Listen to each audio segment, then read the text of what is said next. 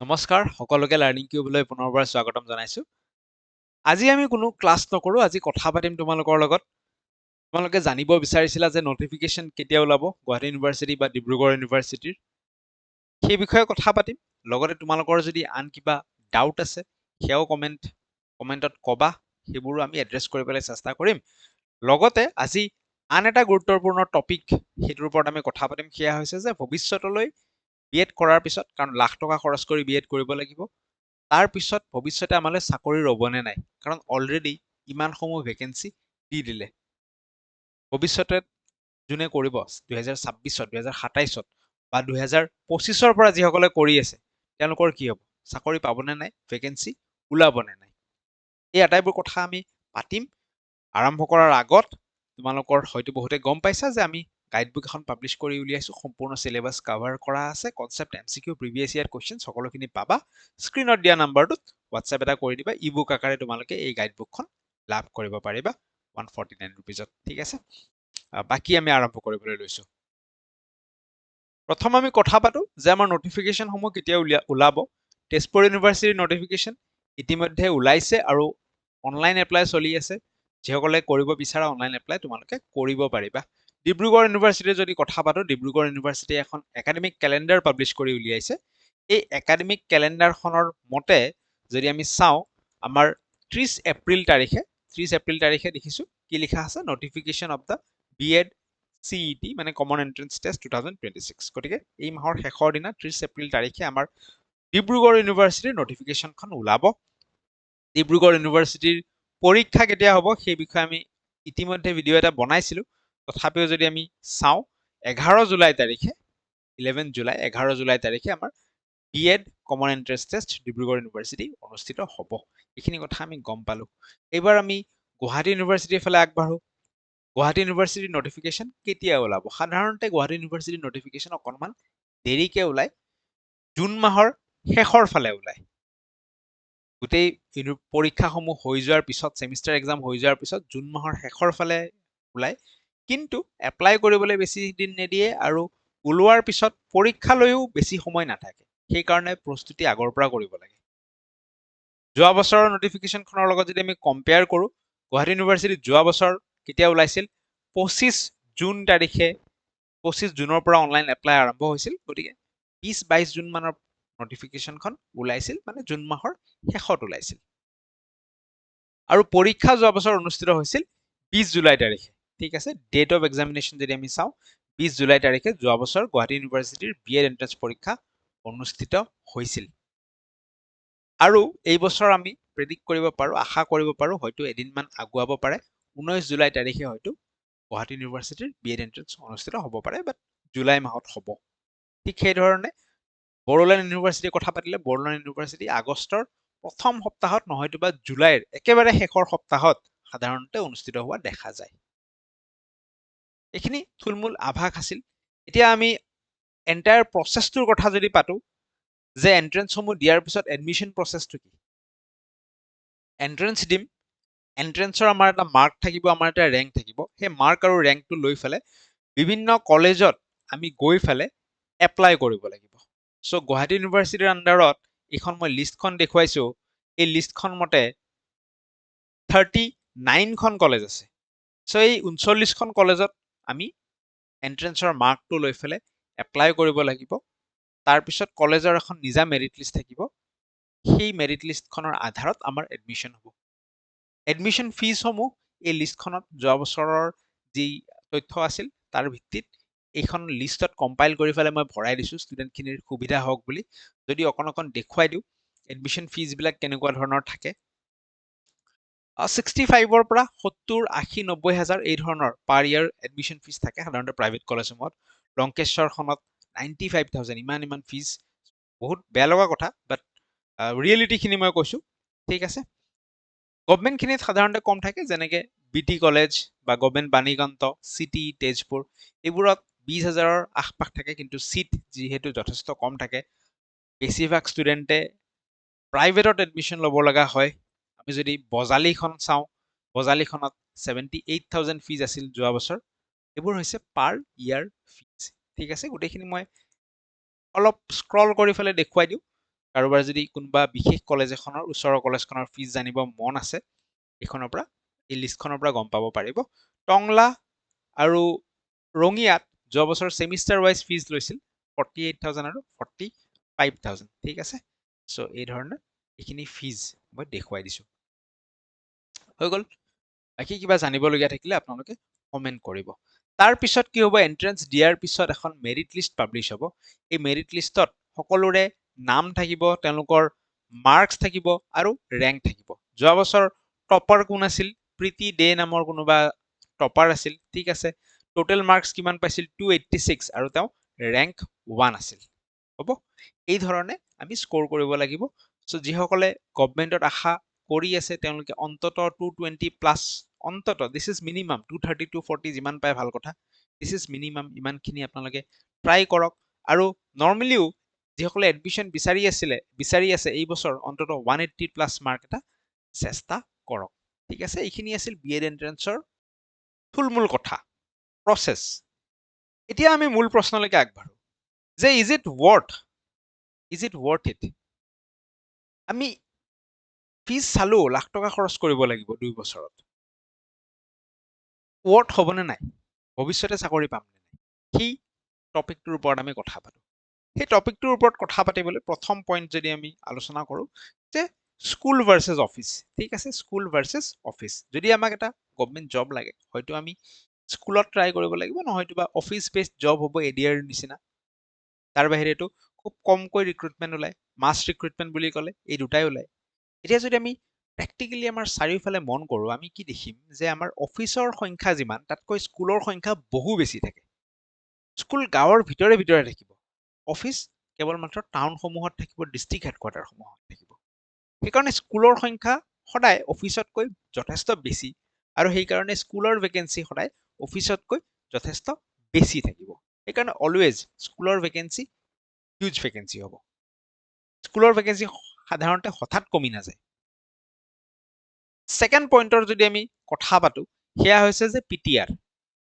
PTR পুপিল teacher ratio' বুলি কোৱা হয় যে এজন টিচাৰে কিমানজন লৈকে শিশুক পঢ়াব তাৰে এটা টাৰ্গেট ধৰি ললো যে বৰ্তমান চৰকাৰে ধৰি ৰাখিছে যে আমাৰ টাৰ্গেট হ'ব লাগে 1:30 প্ৰত্যেক 30টা শিশুৰ বিপৰীতে এজনকৈ টিচাৰ থাকিব লাগে এইটো চৰকাৰৰ টাৰ্গেট ধৰি ললো এচিভ হোৱা নাই ভেকেন্সি ৰিক্ৰুটমেন্ট কৰিলে লাহেকে কি হৈ গ'ল এইটো এচিভ হৈ গ'ল এচিভ হোৱাৰ পিছত ওলাব নে নোলাব ভেকেন্সি এচিভ হোৱাৰ পিছত যিদিনাখন 1:30 এচিভ হৈ যাব নীতি আয়োগে কি ক'ব জানে নীতি আয়োগে ক'ব যে এতিয়া তোমালোকৰ নতুন টাৰ্গেট লোৱা 1:30 এচিভ হ'ল নহয় এবাৰ নতুন টাৰ্গেট লোৱা 1:25 যে প্ৰত্যেক 25 জন শিশুৰ বিপৰীতে এজনকৈ শিক্ষক থাকিব লাগিব নতুন টাৰ্গেট দি দিব সেই কাৰণে ভেকেন্সি কমি নাযায় পিটিআৰ এচিভ হলেও তাৰ পিছতো কি হ'ব নতুন টাৰ্গেটৰ ওপৰত বেছ কৰি আৰু ভেকেন্সি ওলাব যদিহে চৰকাৰৰ ইন্টেনশন থাকে যে বোলে চৰকাৰী শিক্ষা ব্যৱস্থা আমি ভাল কৰিম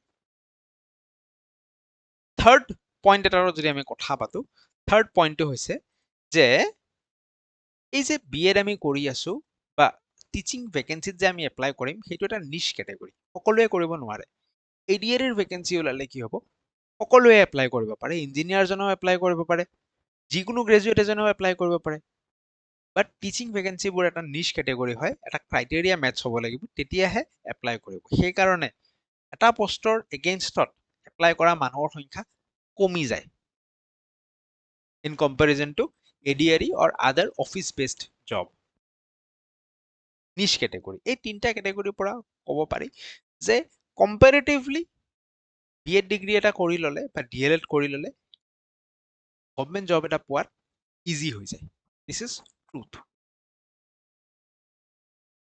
কিন্তু এইটো সঁচা কথা ইজি হৈ যায় তাৰ অৰ্থ এইটো নহয় যে বিএড কৰা সকলোৱে চাকৰি পাব সেইটো কিন্তু নাপায় 15,000 মানুহ যদি এটা বছৰত বিএড কৰি ওলাই আছে তাৰ পৰা 4,000 মান মানুহে চাকৰি পাব সেইটোও ট্ৰুথ তো আমি নিজক কি ধৰণে সাজু কৰিম যে লাখ টকা খৰচ কৰি বিএডটো কৰাৰ পিছত আমাৰ সেইটো ৱেষ্ট নহওক আমি তাৰ জৰিয়তে কিবা এটা প্ৰতিষ্ঠা লাভ কৰিব পাৰো কি ধৰণে নিজক সাজু কৰিম কি ধৰণে আমি সাজু হৈ থাকিম তাৰ কাৰণে আমি অলপ যদি জানি লওঁ যে বিএডৰ পিছত চাকৰি কি ধৰণে লাভ কৰিব পাৰি কি চাকৰি লাভ কৰিব পাৰি বিএড বা ডিএলএড কৰিলো, কৰি থকা অৱস্থাতে আমি প্ৰথমতে দিব পাৰো সিটেট।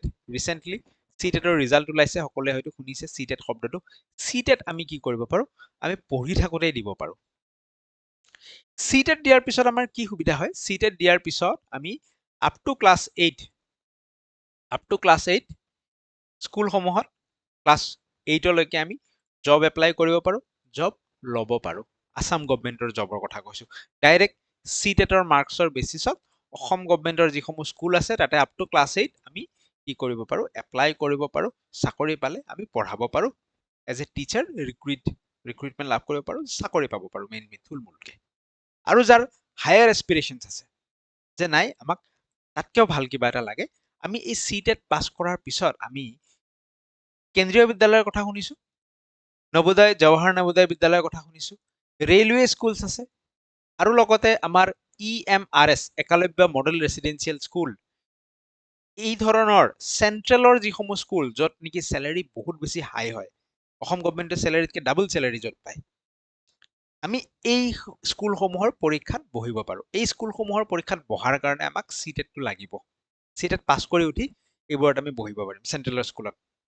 আৰু অসম গভৰ্ণমেণ্টৰ স্কুল হলে কোনো পৰীক্ষা দিব নালাগে, সিটেট পাছ কৰিলো, তাৰ নম্বৰৰ ভিত্তিত আমি ডাইৰেক্ট জব পাব পাৰো।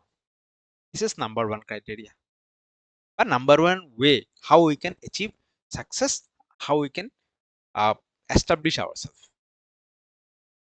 নেক্সট যদি মই কওঁ যে ইয়াৰ পিছত আৰু আমাৰ লগত কি অপশ্যন আছে বিএড কৰাৰ পিছত, নাম্বাৰ 2 হৈছে আটাইতকৈ ফেমাছ আসাম টেট কাম ৰিক্ৰুইটমেণ্ট টেষ্ট বা GT-PGT বুলি কোৱা হয়। GT-PGT, GT মানে গ্ৰেজুৱেট টিচাৰ, PGT মানে post graduate teacher. Graduate teacher হলে আমি ক্লাছ 10 লৈকে পঢ়াব পাৰিম, আৰু পোষ্ট গ্ৰেজুৱেট টিচাৰ হলে আমি 11-12 ক্লাছ 12 লৈকে পঢ়াব পাৰিম। ঠিক আছে, পোষ্ট গ্ৰেজুৱেট টিচাৰ্ছৰ কাৰণে আমাক মাষ্টাৰ্ছ লাগিব, গ্ৰেজুৱেট টিচাৰ্ছৰ কাৰণে আমাক মাষ্টাৰ্ছ নালাগে, নৰ্মেল গ্ৰেজুৱেশ্যন আৰু বিএড ডিগ্ৰীটো হ'লেই হ'ল। নেক্সট আমাৰ লগত এই অপশ্যনটো থাকিব, এইটো আমি বিএড পাছ কৰি উঠি সিটেটটো পঢ়ি থাকোতেই দিব পাৰিম, বাট টেট কাম ৰিক্ৰুইটমেণ্ট টেষ্টটো বিএড পাছ কৰি উঠিহে আমি দিব পাৰিম। পাইছা বুজি?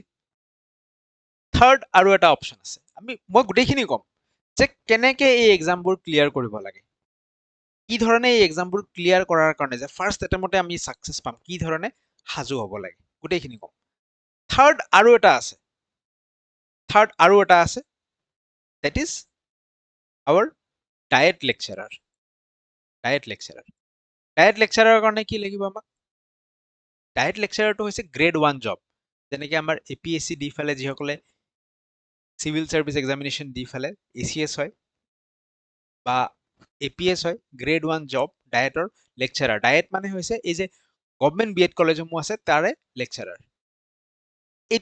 এইটোৰ কাৰণে আমাক কি লাগিব? এইটোৰ কাৰণেও আমাক লাগিব বিএড বা এমএড লাগিব। ঠিক আছে, বিএড বা এমএড লাগিব, লগতে মাষ্টাৰ ডিগ্ৰীটো লাগিব আমাক, লগতে আমাক নেট বা স্লেট ক্লিয়াৰ কৰিব লাগিব। যিসকলে এইটো ক্লিয়াৰ কৰে তেওঁলোকে চাকৰিটো পাব পাৰে। ইয়াতেও কিন্তু কি হৈ যায়, নিচ কেটেগৰী হৈ যায়। কম্পেয়াৰ কৰি চালে কিমান মানুহে এপ্লাই কৰি আছে সেই সংখ্যাটো কমি যায় নৰ্মেল জবতকে। কাৰণ কিয়? কাৰণ বিএডটো লাগে বুলি কৈ দিলে নহয়, লগতে নেটটো লাগে বুলি কৈ দিলে, এপ্লাই কৰা মানুহৰ সংখ্যা কমি যায়, কম্পিটিশ্যনবিলাক কি হৈ যায়, কমি যায়। কেনেকে আমি এচিভ কৰিব পাৰিম, সাজু কেনেকে কৰিম নিজকে? যেতিয়া আমি বিএড পঢ়ি থাকিম তেতিয়া চাইল্ড ডেভেলপমেণ্ট এণ্ড সাইকোলজি বুলি এটা সাবজেক্ট থাকিব, CDP। ঠিক আছে, কি সাবজেক্ট থাকিব? CDP, child development and psychology. যেতিয়া বিএড পঢ়ি থাকিম এই সাবজেক্টটো আমি মাষ্টাৰী হাসিল কৰা বুলি যে কয়, খুব ভালকে পঢ়িম, খুব ভালকে পঢ়ি ফেলে আমি সিটেট আমি ক্লিয়াৰ কৰি দিম। সিটেট কি কৰিম? আমি ক্লিয়াৰ কৰি দিম। লগত আমি পঢ়িম আসাম জিকে। কি পঢ়িম লগত আমি পঢ়িম আসাম জিকে। আসাম জিকেটো আকৌ কিন্তু সিটেটত কামত নাহে। ঠিক আছে, আসাম জিকে আমাৰ সিটেটত কোনো কামত নাহে। কিন্তু সিটেটৰ প্ৰিপাৰেশ্যনৰ সময়ত যে আমি চাইল্ড ডেভেলপমেণ্ট এণ্ড সাইকোলজি পঢ়িলো আৰু সাইমালটেনিয়াছলি আমি যে আসাম জিকে পঢ়ি আছিলো, এই দুইটা মিলাই দিলে চাইল্ড ডেভেলপমেণ্ট সাইকোলজি আৰু আসাম জিকে দুইটা যদি আমি মিলাই দিওঁ, আমাৰ ধুনীয়াকে ক্লিয়াৰ হৈ যাব আসাম টেট কাম recruitment test, that is for graduate teacher and post graduate teacher, যাৰ মাষ্টাৰ ডিগ্ৰী নাই তোমালোকে ক্লাছ 10 লৈকে পঢ়াব পাৰিবা ষ্টুডেণ্টক গ্ৰেজুৱেট টিচাৰ আৰু যাৰ মাষ্টাৰ ডিগ্ৰী আছে তোমালোকে ভালকে আসাম জিকে কমপ্লিট কৰা child development and psychology CDP এই child development pedagogy child development কৰবাত সাইকোলজি কৈছো ইটস পেডাগজি ঠিক আছে CDP এই পোৰ্শনটো ক্লিয়াৰ কৰা তোমালোকৰ ইজিটি ক্লিয়াৰ হৈ যাব that's the road map clear হৈছে দ্যাটস দ্য ৰোড মেপ আনহাতে ডায়েট লেকচাৰৰ কাৰণে বা বৰ্তমান দেখিছা তোমালোকে 4 ইয়াৰ ইন্টিগ্ৰেটেড তাৰে যিসমূহ লেকচাৰাৰ বৰ্তমান কন্ট্ৰেকচুৱেল হৈ আছে ভৱিষ্যতে কোনে জানে সেইখিনি সম্পূৰ্ণ ৰেগুলাৰ চৰকাৰী হৈ যাব পাৰে তাৰ কাৰণেতো বিএড বা এমএড লগত পোষ্ট গ্ৰেজুৱেট লগত নেট বা ষ্টেট লাগিব তাৰপিছত ইণ্টাৰভিউ দিলে সেই হিচাপে হৈ যাব বৰ্তমান থুলমূল ৰোড মেপটো হৈছে তোমালোকে বিএড এন্ট্ৰেন্স ক্লিয়াৰ কৰিব লাগে ক্লিয়াৰ কৰি উঠি CDP আৰু আসাম জিকে পঢ়িব লাগে যাতে চাকৰিটো পাই যোৱা এই ধৰণৰ গাইডেন্স তোমালোকে এই চেনেলটোৰ জৰিয়তে ভৱিষ্যতেও পাই থাকিবা এতিয়া মই তোমালোকক অকনমান আমাৰ গাইডবুকখন দেখুৱাই দিওঁ বিএড এন্ট্ৰেন্স 2026 ৰ মাষ্টাৰ গাইডবুকখন অকনমান দেখুৱাই দিওঁ সো এখন সম্পূৰ্ণ সিলেবাস কভাৰ হৈ আছে কন্টেন্ট সেকশনটো অকনমান যদি দেখুৱাই দিওঁ ইয়াত গুৱাহাটী ইউনিভাৰ্চিটি সিলেবাস দিয়া হৈছে কন্টেন্টত চোৱা এডুকেশ্যন পাৰ্টৰ প্ৰশ্ন আহিব এডুকেশ্যনৰ গোটেইখিনি কভাৰ আছে লগত MCQs থিওৰিজ সকলোখিনি আছে ethics and teaching aptitude MCQ theory general knowledge English maths reasoning গোটেইকেইটা চেপ্টাৰ আৰু লগতে প্ৰিভিয়াছ ইয়াৰ কুৱেশ্যনছ এই গাইডবুকখনত তোমালোকে পাবা আৰু লগতে প্ৰিভিয়াছ ইয়াৰ কুৱেশ্যনত দেখুৱাই দিছোঁ গুৱাহাটী ইউনিভাৰ্চিটিয়ে প্ৰশ্ন কাকতখন আনিব নিদিয়ে ঘৰত গতিকে প্ৰিভিয়াছ ইয়াৰ কুৱেশ্যনসমূহ মেমৰি বেছড কুৱেশ্যন ঠিক আছে কেণ্ডিডেটে আহি পেলাই ক'লে যে অমুক অমুক প্ৰশ্ন আহিছিল তাৰ ওপৰত ভিত্তি কৰি বনোৱা memory based paper so memory based paper solve previous year question প্ৰশ্ন লগতে আনসাৰ্স ঠিক আছে প্ৰশ্ন লগতে আনসাৰ্স আৰু য'ত প্ৰয়োজন হয় এডিশনাল এক্সপ্লেনেশ্যন আনসাৰ্সৰ লগত ইয়াত প্ৰয়োজন বাকি অপচন কেইটাৰ এক্সপ্লেনেশ্যন দি দিয়া হৈছে এডিশনাল এক্সপ্লেনেশ্যন ঠিক আছে গতিকে যিসকলে ল'ম বুলি ভাবিছা স্ক্ৰীনত যিটো নাম্বাৰ আহিছে তাত এটা হোৱাটছএপ কৰিবা বাকি কিবা ডাউট থাকিলে কমেন্ট সেকশনত জনাবা চেনেল সাবস্ক্ৰাইব কৰিবা থ্যাংক ইউ সো মাচ পুনৰ লগ পাম